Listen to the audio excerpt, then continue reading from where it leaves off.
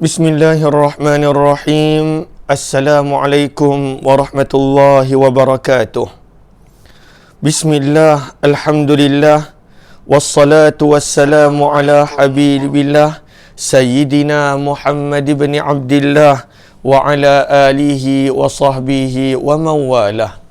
Allahumma rabbi syrah lana sudurana wa yassir lana umurana wahlul 'uqdatam min alsinatina yafqahu aqwalana.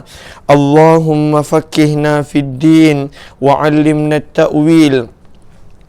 Allahumma alhimna marashida umurina wa a'idna min syururi anfusina birahmatika ya rabbal alamin walhamdulillahi rabbil alamin.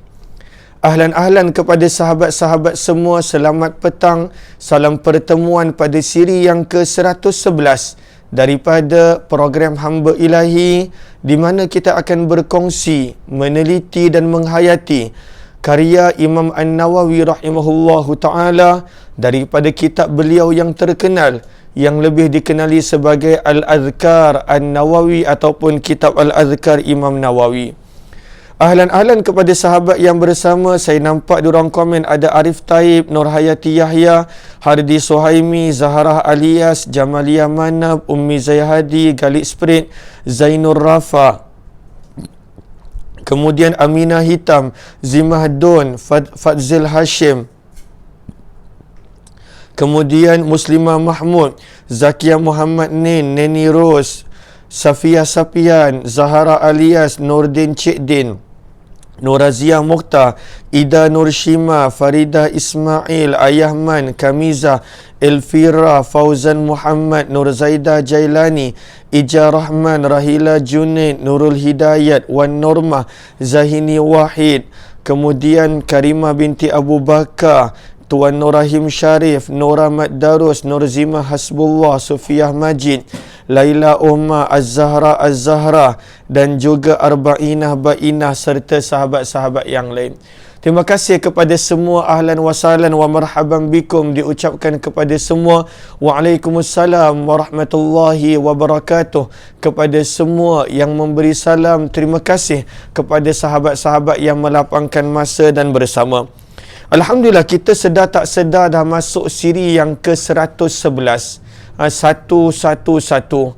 Bermula daripada bulan 1 kita mulakan perkongsian ini. Ketika mana kita nak mula, ramai yang kata boleh baca ke, banyak muka surat. Tapi sedar tak sedar kita dah tiba lebih daripada 100 muka surat. Kita dah tiba pada muka surat 164. Dan masa berlalu dengan cepat. Sedar tak sedar nanti kita akan habis buku ini. Sedar tak sedar nanti usia kita di dunia pun bakal habis. Itulah waktu berlalu dengan cepat, berlalu dengan segera. Moga-moga Allah menjadikan kita menghargai nikmat usia yang Allah berikan kepada kita. Sebab itu antara doa yang mana saya sangat suka semalam adalah doa yang ada pada riwayat 194. Allahumma ja'al khaira umuri akhirah. Jadikanlah ya Allah sebaik-baik usia kami adalah pada penghujungnya, pada akhirnya.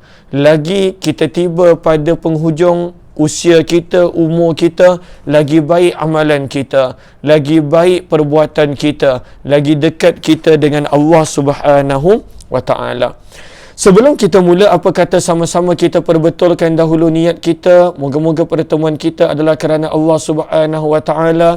Nawaitu ta'alluma wa ta'lim wa tadhakkura wa tadhkir wa naf'a wal intifa' wal ifadata wal istifadah wal hatha ala tamassuki bi kitabillah wa sunnati rasulillah sallallahu alaihi wasallam wa du'ai ila al huda wa dalalati ala al khair ibtigha'a wajhillah wa mardatih wa kurbih wa thawabih. Amin amin ya rabbal alamin. Ahlan juga, saya nampak yang baru join Anita Maizan, Fatima S, Salina Muhammad Nur Aini Muhammad Tab, kemudian Saadia Hasan, Wan Ismail Wan, Moga-moga kalau ada di antara sahabat-sahabat kita yang sakit, Allah sembuhkan. Yang ada sedikit sebanyak ujian, Allah anugerahkan ketenangan. Dan juga Nadiah Nawawi, Siti Zabidah Hassan, dan juga ramai lagi sahabat-sahabat lain. Masya Allah, banyak nama-nama yang saya mula perasan, sebab saya tak berkesempatan nak baca nama-nama setiap hari. Tapi bila saya baca nama, banyak nama yang kali pertama saya perasan. Moga-moga ukhuwah ini berkekalan insya-Allah. Mohon sebaik sahabat-sahabat untuk bantu share, bantu untuk kongsi, bantu untuk sebar luas dan juga tag rakan-rakan yang lain. Moga-moga lebih ramai yang beroleh manfaat, moga-moga lebih ramai yang beroleh kebaikan. Lalu mohon sahabat-sahabat bantu share, kongsi dan juga sebar luaskan. Lalu kita telah tiba, terima kasih ramai yang kongsikan. Kita telah tiba pada muka surat 164. 164 pada bab yang ke-18, yang mana tajuknya adalah anjuran berzikir selepas daripada solat subuh. Lalu selepas daripada subuh, itu adalah waktu yang baik untuk kita berzikir dan juga berdoa. Sebab itu kata Imam Nawawi rahimahullahu ta'ala, sebentar, Allahumma salli ala Sayyidina Muhammad, saya buka kitab yang asal. Okey, kata Imam Nawawi, babu al-hath, anjuran, galakan untuk zikrillah, mengingati Allah ba'da salatis subuh, selepas daripada solat fardu subuh. Kata Imam Nawawi rahimahullahu ta'ala, i'lam, saya lupa nak bertanya, adakah suara saya jelas? Saya harap suara saya jelas. Di tempat saya pun tak hujan lagi petang ini. Lalu saya harap suara saya jelas dan juga di tempat sahabat-sahabat juga adalah jelas. Kata Imam Nawawi rahimahullahu ta'ala, i'lam anna ashrafa awqatiz zikri fin nahar. Kata Imam Nawawi, i'lam, ketahuilah, sesungguhnya waktu terbaik pada siang hari untuk berzikir. Bilakah waktu itu? Ini kita sebut pada waktu siang. Sebab antara waktu yang luar biasa untuk berzikir adalah pada penghujung malam. Itu adalah waktu yang luar biasa, waktu yang mana sehingga ada waktu yang mustajab. Namun pada waktu siang, waktu yang terbaik, kata Imam Nawawi, adalah ba'da salatis subuh, adalah pada waktu itu untuk berzikir selepas daripada waktu subuh. Lalu selepas daripada waktu subuh mungkin kita berehat. Selepas daripada waktu subuh mungkin kita dalam perjalanan ke tempat kerja. Tapi jangan kita lupa, itu adalah waktu yang asyraf, yang mulia, yang terbaik untuk berzikir, untuk mengingati Allah Subhanahu wa ta'ala.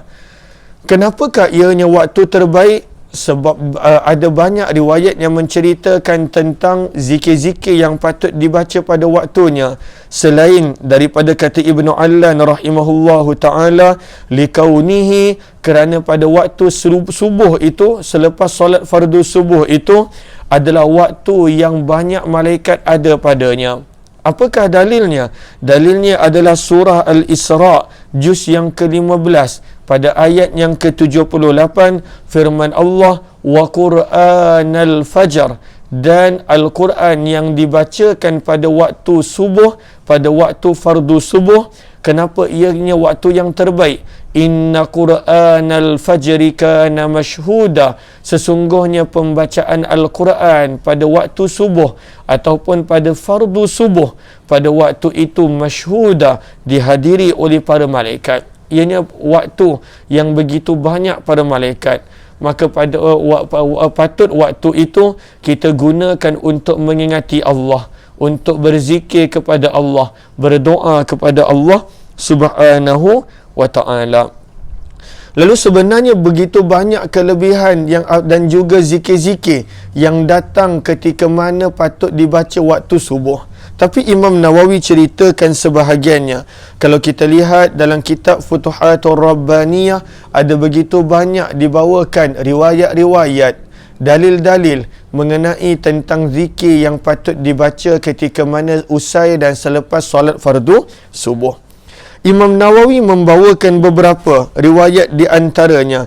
Kata Imam Nawawi rahimahullahu ta'ala, riwayat 197, rawaina an Anas radhiyallahu ta'ala anhu fi kitab at-Tirmizi wa ghairihi. Kata Imam Nawawi dalam kitab At-Tirmizi, Jami' Tirmizi, dan juga selainnya.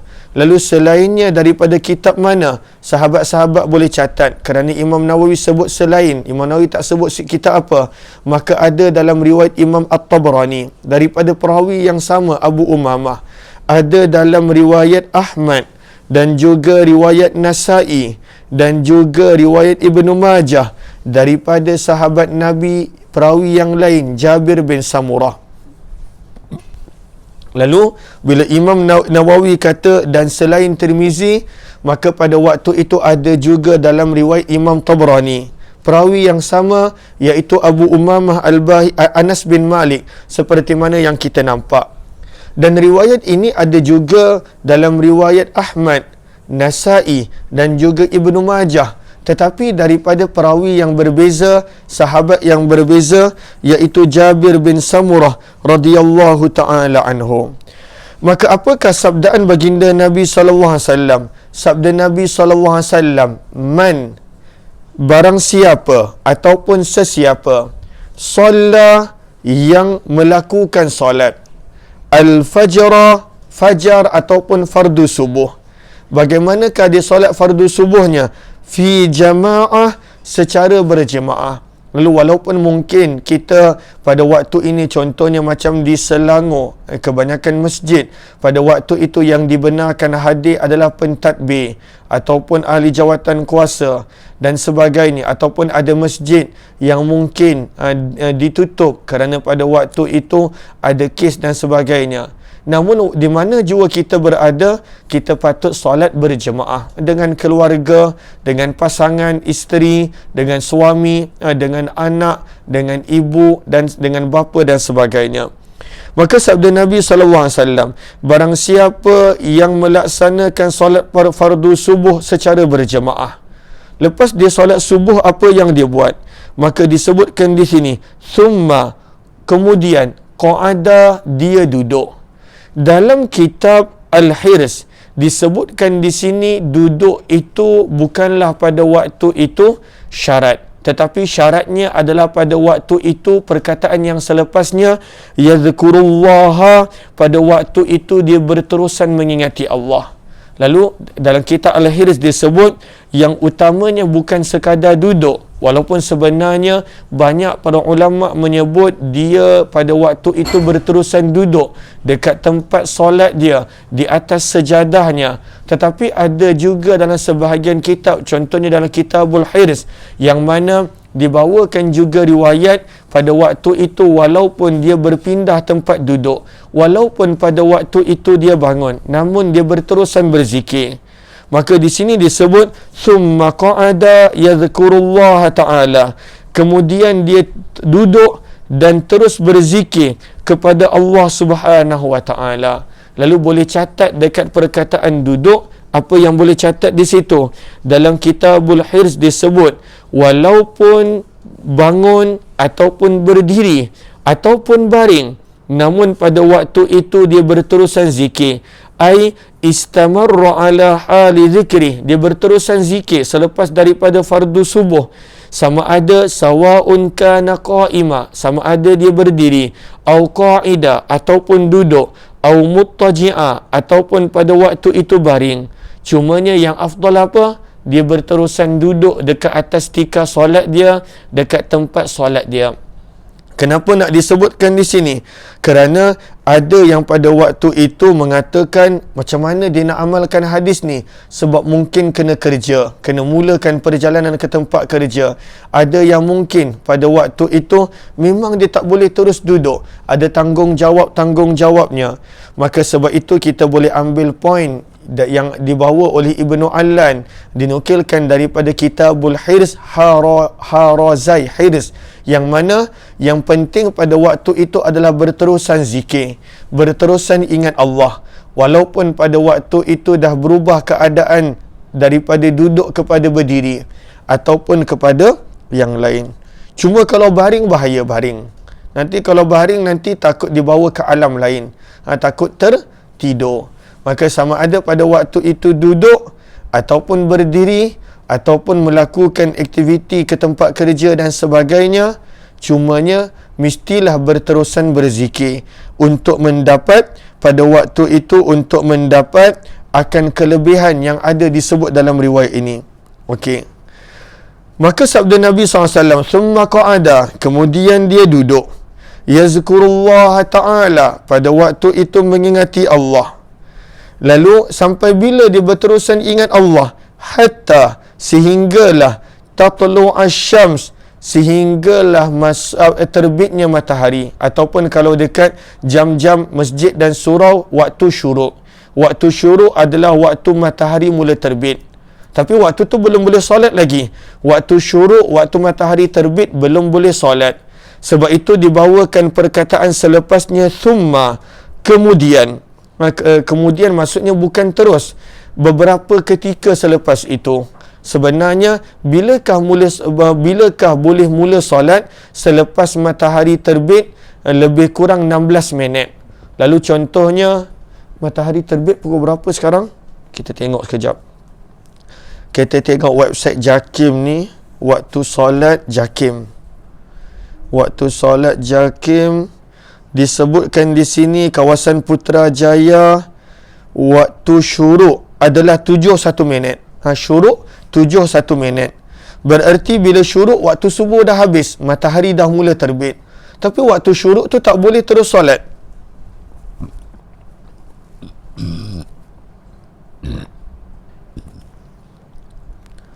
Lalu waktu syuruk, kadang-kala bila kita pergi masjid dan surau, jam berbunyi, dia tulis situ syuruk 7:1 minit, 7:10 minit, dan jam berbunyi. Lalu sebenarnya syuruk belum boleh mula solat.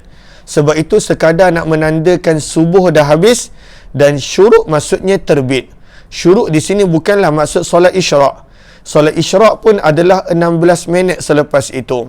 16 minit lebih kurang. Sebab itu kita dah belajar bila matahari terbit, waktu itu belum lagi boleh mula solat, tambahkan lagi lebih kurang 16 minit. Sebab itu dibawakan perkataan thumma, kemudian beberapa masa selepas matahari terbit. Apa dia buat? Solat, dia menunaikan solat. Berapa rakaat solat? Raka'ataini, 2 rakaat. Maka apakah solat ini? Kata para ulama hadis, ianya adalah solat isyraq. 16 minit selepas syuruk, selepas matahari terbit. Ianya adalah solat isyraq. Dan ada mengatakan solat duha. Kenapakah ada yang mengatakan duha begitu awal? Sebab ada para ulama, bahkan dalam mazhab Syafi'i juga, yang berpandangan bahawa duha dan isyraq adalah solat yang sama. Walaupun sebahagian besar para ulama daripada para ulama mazhab Syafi'i berpandangan duha dan isyraq adalah solat yang berbeza. Namun di dalam mazhab Syafi'i sendiri ada perbezaan pendapat, adakah duha dan isyraq solat yang berbeza ataupun solat yang sama. Perbincangan perbezaan pendapat yang ada di antara Imam Ibn Hajar Al-Haythami dan juga Imam Ramli rahimahumallahu ta'ala. Lalu kalaulah ada yang mengatakan solat isyraq duha yang sama, maka mereka berkata solat yang ada dalam riwayat ini adalah duha. Tetapi kalaulah ada yang mengatakan ini solat berbeza, maka inilah waktu solat isyraq, 16 minit selepas matahari terbit, selepas syuruk matahari terbit. Lalu apa yang dia buat? Mula-mula dia solat fardu subuh berjemaah. Kemudian dia berterusan berzikir kepada Allah, ingat Allah, dan afdalnya dalam keadaan dia duduk dekat tempat dia solat tadi sampailah tibanya waktu isyraq. Bila tibanya waktu isyraq, dia solat isyraq 2 rakaat. Maka apakah ganjarannya? Sabda Nabi SAW, kanat lahu ka ajri hajjatin wa umratin tamah. Sabda Nabi SAW, maka adalah untuknya pahala sama seperti pahala orang yang mengerjakan haji dan umrah yang sempurna dan yang sempurna. Hadis riwayat Imam Tirmizi, bahkan kita dah sebut dah tadi, riwayat Imam Tabarani, Musnad Ahmad, kemudian Nasa'i dan juga Ibnu Majah daripada Anas bin Malik, dan sebahagian kitab menyebut daripada Jabir bin Samurah radhiyallahu taala anhu. Lalu besar pahala dia. Besar pahalanya, ganjaran umrah dan haji. Walaupun sebenarnya tak bolehlah seseorang tu kata, okey, lepas ni tak payahlah buat umrah dan haji. Bang, kita dah tak payah dah buat umrah dan haji. Hari-hari kita boleh buat umrah dan haji. Ya, ganjarannya sama seperti mana umrah dan haji. Tetapi itu bukan bererti dah tak payah dah buat umrah dan haji sebab dah melakukan ini. Adapun umrah dan haji itu tuntutan yang lain. Pada waktu itu ada kewajipan-kewajipan, terutamanya untuk orang yang kali pertama pergi umrah ataupun pergi haji. Maka itu kita kena azam juga, kita kena niat juga untuk kalaulah belum menunaikan fardu haji dan juga menunaikan umrah. Tetapi ganjarannya orang yang berterusan waktu, kerana itu waktu yang masing-masing sibuk. Sama ada dia sibuk dengan urusan dunianya, nak mulakan perniagaan ataupun pekerjaan, ataupun dia pada waktu itu tidur kembali, rehat kembali, ataupun pada waktu itu dia leka dan alpa, lalai dan sebagainya dengan apa jua urusan selain daripada mengingati Allah. Maka orang yang boleh ingat Allah pada waktu yang terbaik ini, yang Imam Nawawi sebut waktu siang yang paling baik untuk ingat Allah, untuk zikir adalah selepas solat fardu subuh, dan dia boleh berterusan duduk dekat tempat itu, dan itu yang afdal. Walaupun kita dah sebutkan tadi, orang yang bangun beredar asalkan dia berterusan zikir tetap dapat kelebihan yang sama. Maka kemudian dia buat solat sunat isyraq 2 rakaat. Ada yang mengatakan isyraq dan duha adalah solat yang sama. Saya sendiri, saya memilih pendapat isyraq dan duha adalah solat yang berbeza. Walaupun daripada sudut perbincangan perbahasan tak pernah habis, masing-masing mempunyai dalil dan pandangan, tetapi dalam mazhab Syafi'i juga ada kedua-dua pendapat. Ada yang mengatakan solat yang sama, ada yang mengatakan solat yang berbeza. Imam Tirmizi mengatakan hadis ini adalah dinilai hasan. Siapa di antara sahabat dah memang amalan dia begini? Ada tak yang memang amalan dia begini? Setiap hari dia solat fardu subuh berjemaah, dia akan duduk di tikar solat sampailah pada waktu itu isyraq, dan kemudian dia solat isyraq 2 rakaat. Ada tak yang amalan dia begini? Lalu kalaulah ada mungkin yang belum sempurna, mungkin dia terus duduk berzikir ingat Allah, tetapi pada waktu itu dia mungkin solat sendiri. Maka mungkin dia boleh cari peluang untuk solat berjemaah dengan ahli keluarga yang ada, dengan sesiapa yang ada. Dan kalaulah pada waktu itu dia mungkin dah memang solat jemaah, tetapi dia tak duduk sampailah pada waktu isyraq, mungkin dalam seminggu kita cuba untuk buat 1 hari dulu. Dalam seminggu kita buat 1 hari dulu. Mungkin boleh mula esok, sebab esok memang cuti, hari Ahad.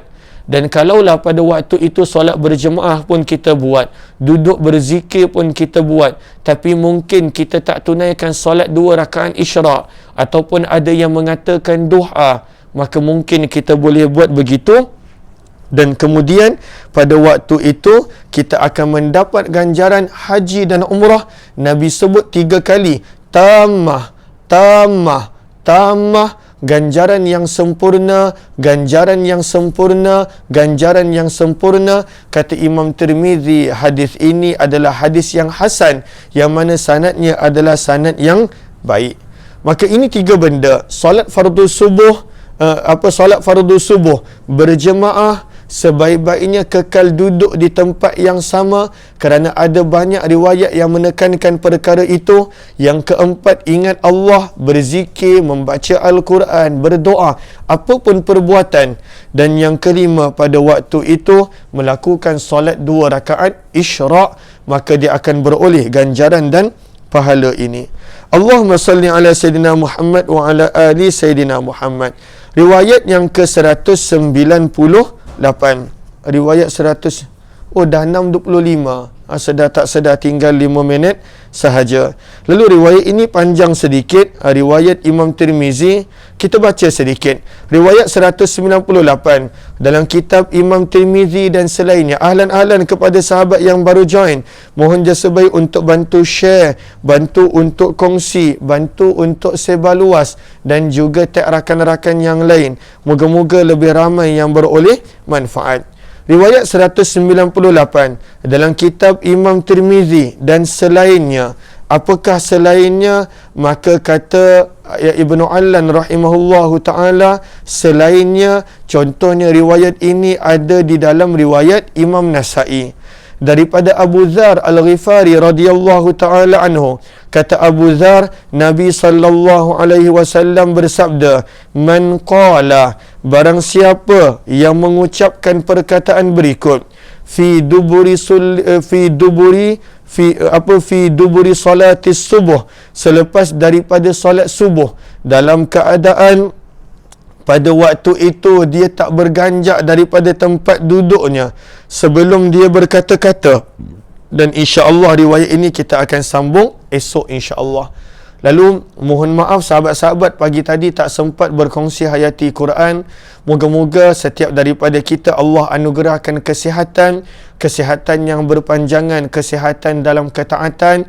Lalu moga-moga Allah terima pertemuan kita, moga Allah istiqamahkan kita untuk walaupun setiap hari dapat satu hadis, dapat satu doa, walaupun dapat satu amalan yang baru, moga-moga setiap hari kehidupan kita lebih baik. Sebab itu yang kita nak, setiap hari kehidupan kita lebih baik daripada semalam, dengan satu ilmu baru, dengan satu amalan yang baru. Dan juga saya sangat berharap sahabat-sahabat boleh bantu share, kongsikan. Contohnya hari ini belajar satu riwayat, maka sharekan dekat WhatsApp status, sharekan dekat Facebook, dekat Instagram, dekat Twitter, dekat TikTok, sharekan supaya lebih ramai orang yang tahu.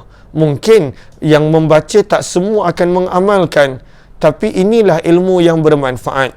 Ilmu yang bermanfaat adalah sentiasa dikongsikan. Bayangkan kalau kita kongsikan sesuatu, contohnya yang sedang melihat sekarang 141 orang. Daripada 141 orang, katakan apa yang saya kongsikan ini hanya seorang sahaja amalkan, maka dah menjadi ilmu yang bermanfaat untuk saya. Sebab ianya adalah pahala yang berterusan bila ilmu itu bermanfaat, diambil manfaat. Lalu kemudian sahabat-sahabat kongsikan pula, ada seorang yang amalkan, kita akan berterusan mendapat pahala. Man dalla ala khair, barang siapa yang menjadi penyebab, penunjuk kepada sesuatu kebaikan dilakukan, dia akan mendapat pahala dan ganjaran orang yang melakukan amalan tersebut, falahu mislu ajri fa'ilih. Lalu kita kongsikan, kita amal semestinya, tapi jangan berhenti, kongsi sebar luas dan juga sharekan. Moga-moga bermanfaat. Kita jumpa lagi pada pertemuan esok jam 8 pagi dalam Hayati Quran. Doakan saya dapat mulakan balik Hayati Quran, kerana kadang-kala saya tak cukup rehat, malam-malam tak dapat nak tidur, tak dapat nak rehat. Lalu sebab itu ketika mana jam 8 dah mula letih, mula mengantuk dan terlelap. Moga-moga Allah anugerahkan kesihatan, kekuatan insya-Allah, dan juga kepada sahabat-sahabat semua. Wabillahi taufiq wal hidayah. Assalamualaikum warahmatullahi wabarakatuh. Jazakumullahu khairan.